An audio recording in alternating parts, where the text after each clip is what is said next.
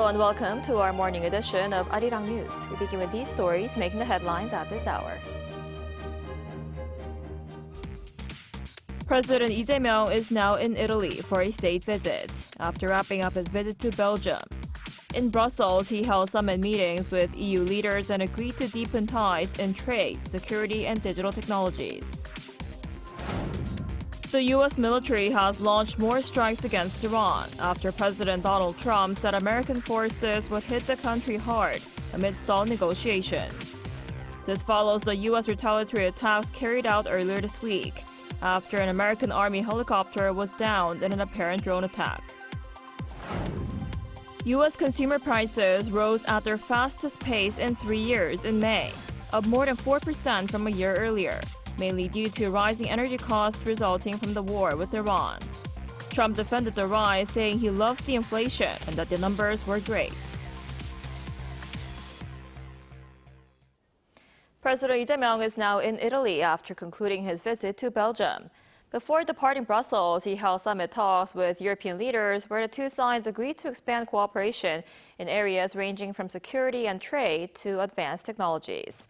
Our Blue House correspondent Song Yoo-jin reports. President Lee Jae-myung's last stop in Brussels was the European Union headquarters, marking the first such visit by a Korean president in 8 years. There, he held talks with European Council President Antonio Costa and European Commission President Ursula von der Leyen. The summit concluded with a 36-point joint statement. One of the strongest messages concerned North Korea and Russia. The two sides strongly condemned what they described as illegal military cooperation between Pyongyang and Moscow. They also reaffirmed that North Korea will never be recognized as a nuclear weapon state and expressed concern over its nuclear and ballistic missile programs. 북핵 문제 해결과 한반도 평화 정착을 위해 유럽연합의 변함없는 지지와 건설적인 역할을 당부드렸고 우리 양측이 함께 협력해 나가기로 뜻을 모았습니다. Trade was another major focus. Korea and the EU, its third largest trading partner, signed a digital trade agreement. The 40-chapter deal replaces the e-commerce section of their free trade agreement, which took effect in 2011. It will ensure safe and reliable data flow. It will boost e-commerce, and it will harmonize our consumer protection standards. And with the EU set to tighten its steel safeguard measures from July, the Blue House says President Lee called for fair treatment for Korean steelmakers, citing Seoul's status as both a strategic and free trade partner. The revised rules will nearly halve tariff-free import quotas across 30 steel product categories, while shipments exceeding those limits will face a 50% tariff. On security, Korea and the EU agreed to launch negotiations on a security information agreement. This would establish a legal framework for sharing and protecting classified information, paving the way for closer industrial and defense cooperation. After wrapping up his 2-day visit to Belgium, President Lee has arrived in Italy, the second leg of his 10-day trip to Europe. His state visit begins with a meeting with Italian President Sergio Mattarella. Song Yoo-jin, Arirang News. And now for more on President Lee's Europe trip, we're joined today by Professor Lee Ha-yeon, Deputy Director at the Jean Monnet Center of Excellence at Hankuk University of Foreign Studies. Professor Lee, thanks for coming on today. Thank you for having me today. So President Lee met with the presidents of the EU Commission and EU Council at a summit in Brussels last night, right? What stood out to you the most from those meetings? What really stood out to me was that this wasn't just a formality. The Brussels meeting highlighted how Korea-Europe relations are entering a much broader phase, one that brings together the economy, security, technology, and diplomacy. This year marks 125 years of diplomatic relations with Belgium, which is very meaningful.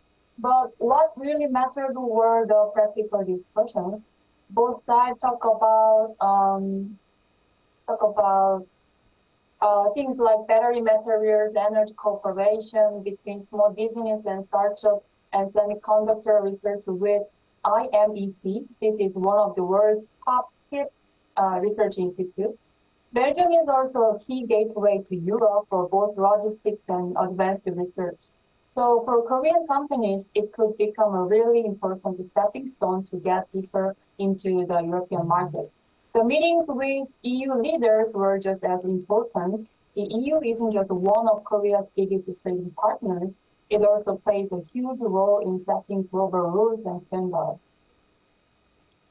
Right, and President Lee is now in Italy, and he will be visiting the Vatican and France as well. Trade and economic cooperation appear to be a major focus of this trip. Where do you see the biggest opportunities for Korea and Europe to work together? I think the biggest opportunities are where Korea's industrial strength and Europe's market power can really complement each other. First, there's advanced supply chain. Korea is strong in manufacturing and technology, things like semiconductors, batteries, critical minerals, and clean energy. Europe, meanwhile, has a huge market and a lot of influence over regulations and global standards. So the real opportunity isn't just to trade more, but to actually build things together, to join research and even help set future industry standards. Second, there's a digital trade and AI. Korea and the EU are already working together on digital partnerships. They are the rules that will shape the next generation of the global economy. And the last one, there's a country-by-country industrial cooperation. So first, with Italy, for example, there's a room to work more closely on aerospace, biotechnology, defense, energy, and basic science. With France, there are great opportunities in nuclear energy, wind power, quantum technology, semiconductors, critical minerals, and defense. So this trip isn't about treating Europe as just one big market. It's about connecting Korea's growth strategy with unique strengths of each European country. I see. And beyond those areas, how important is security and diplomatic cooperation with Europe becoming for Korea? It's becoming really important. Europe isn't just an economic partner for Korea anymore. It's also becoming a key security and diplomatic partner, I think. The war in Ukraine, instability in the Middle East, tensions in the Indo-Pacific, supply chain disruption, cyber threats, all of these issues have a direct impact on Korea. They affect our economy, our energy security, our exports, and ultimately our national security. In the past, people often thought of European security and Asian security as separate, but that's not true anymore. What happens in Europe can affect the Korean Peninsula, and what happens in Indo-Pacific matters to Europe too. So that's why Korea's security cooperation with Europe is getting much more concrete. Korea and the EU already have a security and defense partnership covering things like maritime security, space security, cyber security, and proliferation and fighting disinformation. So Korea's message is pretty clear. It's not just focused on Korean Peninsula. Korea wants to be seen as a responsible partner that contributes to the rule-based international order and the global security and more broadly.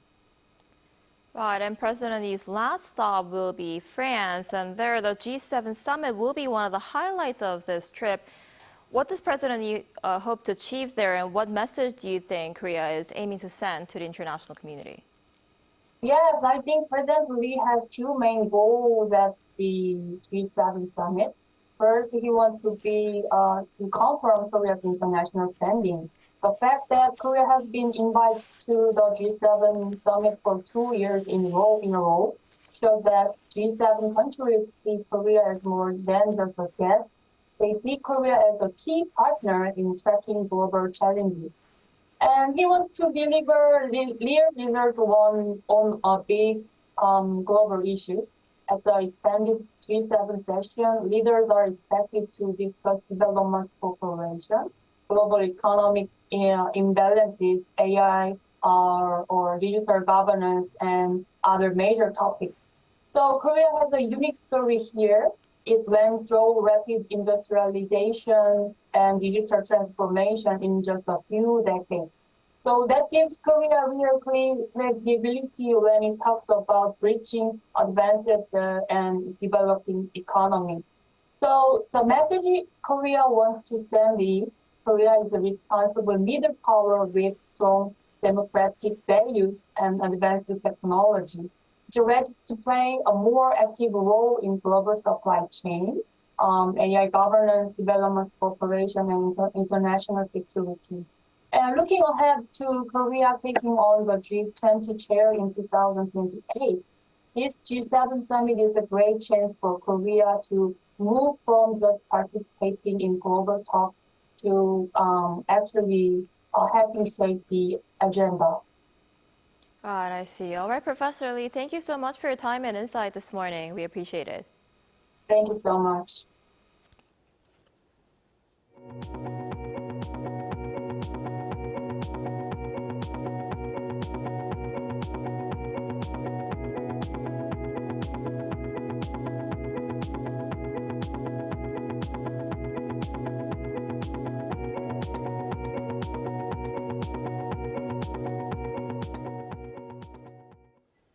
The United States has launched military strikes against Iran after U.S. President Donald Trump hinted at what he calls harder attacks. Our An Seung-jin has the details. The United States has launched additional military strikes against Iran after President Donald Trump said U.S. forces would hit the country hard amid stalled negotiations. U.S. Central Command, or CENTCOM, announced that the launches began around 5 p.m. on Wednesday Eastern Time, describing them as a series of self-defense strikes. The U.S. did not disclose the specific locations or facilities targeted, though the Defense Secretary had earlier indicated that key Iranian facilities could be among the targets. Because Iran has a chance to make a good deal, a great deal, to codify what they said they've been willing to do, and they haven't been willing to do it. Trump had also mentioned that Iranian infrastructure, including power plants and bridges, could be targeted, saying he had the ability to neutralize such facilities if necessary. CENTCOM further stated that the action was in response to what it called Iran's unwarranted and continued aggression. Following U.S. strikes, Iran's Islamic Revolutionary Guard Corps Navy has allegedly targeted 2 ships in the Strait of Hormuz. The U.S. strikes on Wednesday night follow U.S. retaliatory attacks launched earlier this week after an American Army helicopter was shot down in a drone attack, allegedly from Iran, with Trump adding that evidence recovered from the crash site confirmed Iran's involvement. Following those strikes, Trump told reporters at the White House on Wednesday that we're going to hit them hard again today. Iranian President Masoud Pezeshkian dismissed Trump's threats, describing them as a sign of desperation rather than strength.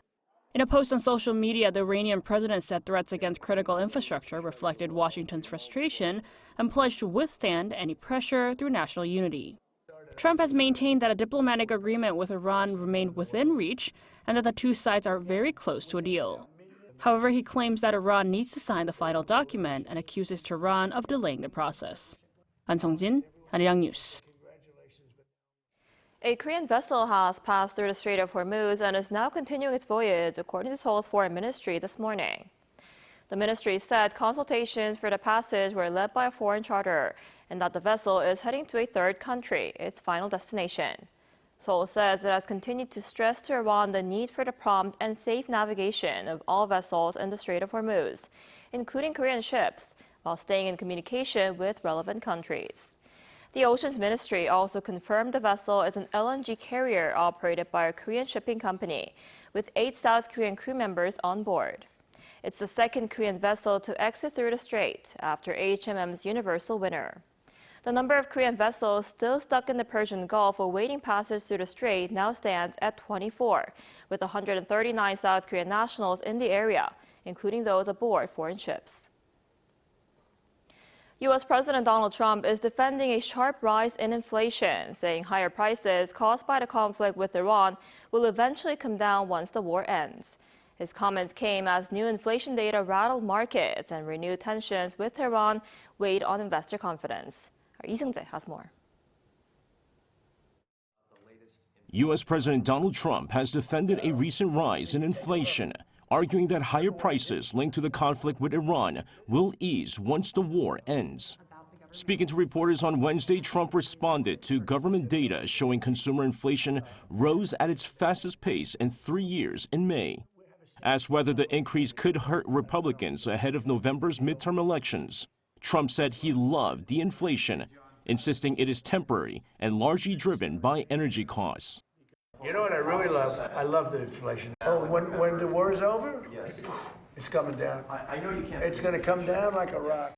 The president revealed that he has approved a plan to secretly move oil tankers to the Strait of Hormuz to help prevent further disruptions to global energy supplies. Trump described the operation as successful and said it was worth the risk. The remarks come as the war with Iran continues to disrupt shipping through the Strait of Hormuz, helping drive up the cost of gasoline, fertilizer, and other goods. Experts also point to the conflict in the Middle East as the main reason for U.S. consumer inflation. The main story here, headline inflation is up 4.2% on an annual basis. That's the highest we've seen in 3 years since May of 2023. Most of that move is due to energy prices, gasoline prices in particular, from the conflict in the Middle East. Meanwhile, Wall Street ended lower on Wednesday, with major indexes falling more than 1% as investors weighed rising inflation, weakness in chip stocks, and renewed tensions between Washington and Tehran.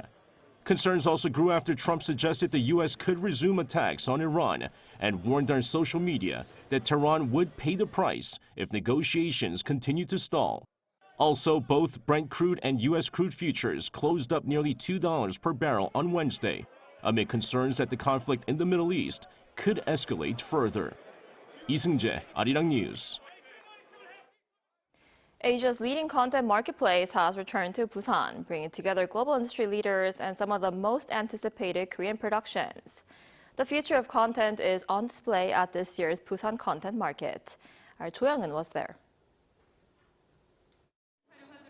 From newly unveiled Korean dramas recognized at the Cannes International Series Festival to AI-generated feature films, some of the year's most anticipated productions are on show in the southeastern coastal city of Busan.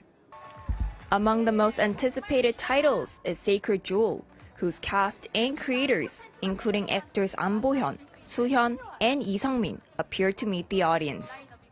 The series was invited to the non-competitive section of the 9 Cannes series in April and drew attention again at the Busan Content Market ahead of its release. It was exciting and truly an honor to share the film with international audiences. Presenting it in Busan again before its official release is especially meaningful, and I'm very grateful. Content created with artificial intelligence is also taking center stage at this year's market. Genfluencer, directed by Hyun Hae-ri, has attracted attention as the first Cannes series selected feature-length film with roughly half of its footage generated using AI. Starring actress Bae Yoon-kyung, the film showcases the potential of AI in content creation and storytelling. In the past, directors often had to give up certain scenes because of budget constraints. With generative AI, I was able to create the scenes I envisioned without those limitations. I believe Genfluencers will be an experiment unlike anything seen before. Beyond screenings and showcases, the market is facilitating business opportunities across broadcasting, streaming, and creator media sectors. Marking its largest edition yet, BCM 2026 has brought over around 700 companies from 55 countries for international networking. One of the most closely watched developments is the first official participation of the China Pavilion, signaling the potential for broader cultural and content industry exchanges. Emerging markets such as Mongolia and Romania took part in the event, while broadcasters and media companies including Arirang TV also met with content producers and distributors. The basic role of the market is to provide a preview of works that will be released later in the year. Many projects introduced here have become major hits. Looking ahead to our 30th anniversary, we hope to grow into a marketplace attracting participants from around 100 countries and some 10,000 buyers and sellers. Running through Friday in Busan, BCM 2026 is celebrating 2 decades since its launch in 2007 and reaffirming its status as one of Asia's premier content trading platforms. Cho Young-eun, Arirang News, Busan.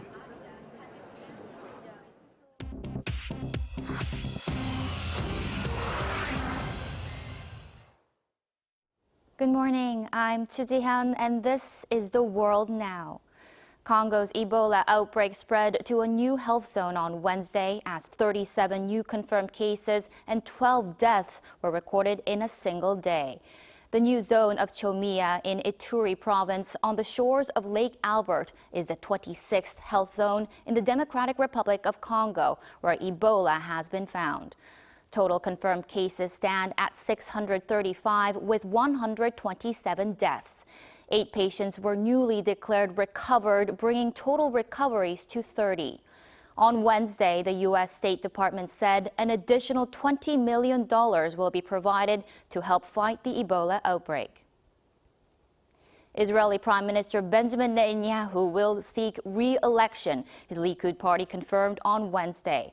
The party made the comments after U.S. President Donald Trump told a journalist he did not know if Netanyahu wanted to continue, adding, quote, "He's had an amazing career." Likud responded within hours, saying Netanyahu would run and, God willing, would win. The election must be held by October this year and will be Israel's first since the October 2023 Hamas attack. A poll published by the Israel Democracy Institute think tank this week found 61% of Israelis believe Netanyahu should not run. Netanyahu faces ongoing corruption charges, which he denies. Africa's top soccer referee returned to a hero's welcome in Somalia on Wednesday after the U.S. barred him from entering the country for the World Cup over, quote, vetting concerns. Hundreds of supporters greeted Omar Abdul Kadir Artan, who had been set to become the first Somali to officiate at a World Cup as he arrived in the capital, Mogadishu. He had been turned away at Miami airport on Saturday for what the Trump administration called links to, quote, suspected members of terror organizations. Artan denied any wrongdoing and said the decision was a matter of fate. In Barcelona, Pope Leo inaugurated the completed Tower of Jesus Christ at Sagrada Familia on Wednesday on the 100th anniversary of the death of Antoni Gaudi, the architect who designed the masterpiece. Leo blessed the tower's 5-story ceramic cross visible across the Catalan capital and told thousands of worshippers at a mass attended by Spain's royal family and prime minister that Christians, quote, cannot believe in Jesus and promote war. Construction of the world's tallest church, which stands at 172.5 meters, began in 1883 and is expected to be completed by 2035.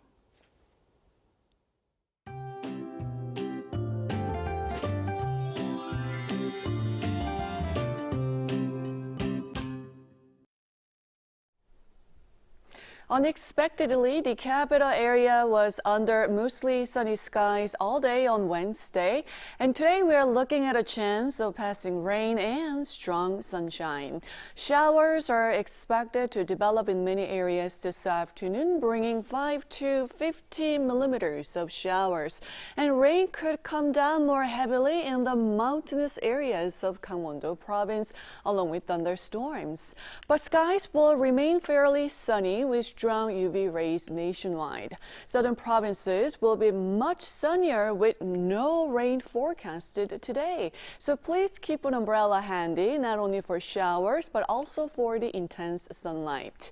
And this afternoon, Seoul will have typical early summer temperatures for this time of year, getting up to 27 degrees Celsius. Daejeon will be getting up to 27 degrees as well. Daegu, Gyeongju will be warmer at 29 degrees. Then temperatures will gradually rise, and from this weekend into next week, many areas could see daytime highs nearing 30 degrees with a chance of showers on Sunday.